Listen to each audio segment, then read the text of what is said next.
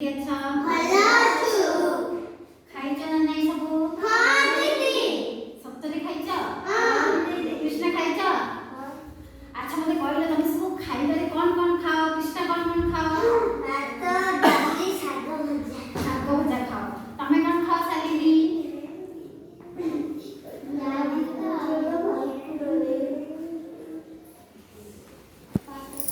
ପତ୍ରକୋବି ଭଜା। ତମେ କଣ ଖାଅ ନନ୍ଦିନୀ?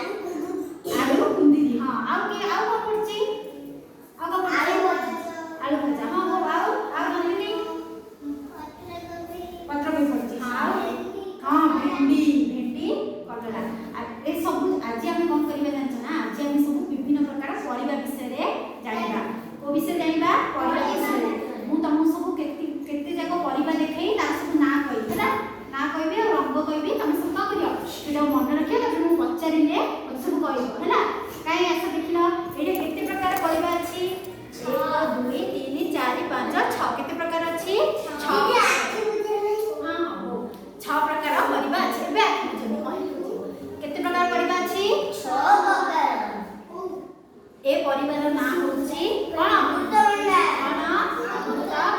ଆର ରଙ୍ଗ କଣ? ସବୁଜ। କଣ? ଏଇଟା କଣ? ଭେଣ୍ଡି। କଣ? ଆର ରଙ୍ଗ କଣ? ଏଇଟା କଣ? ଆର ରଙ୍ଗ କଣ? ଏଇଟା ଖାଇଲେ ମିଠା ଲାଗୁଛି ନା?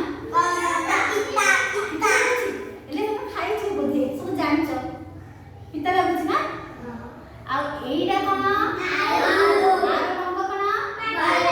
Very good. କଣ? ଏଇଟା କଣ? ଟମାଟୋ। କଣ? ଆର ରଙ୍ଗ କଣ? ନାଲି। କଣ? ଏଇଟା କଣ? ଆର ରଙ୍ଗ କଣ?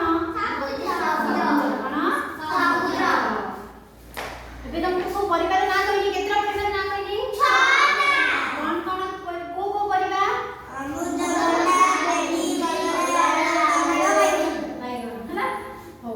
ଆଚ୍ଛା ମତେ ଏବେ ଶାଲିନି କହିଲ, ଏ ଭିତରୁ ଏ ସବୁ ପରିବା ଭିତରୁ ଆଳୁ କୋଉଟା? ଆର ରଙ୍ଗ କଣ କାହ୍ନା? ଆଳୁ ରଙ୍ଗ ଭେରି ଗୁଡ୍। କାହ୍ନା ପାଇଁ ତାଳି, ଶାଲିନି ପାଇଁ ତାଳି।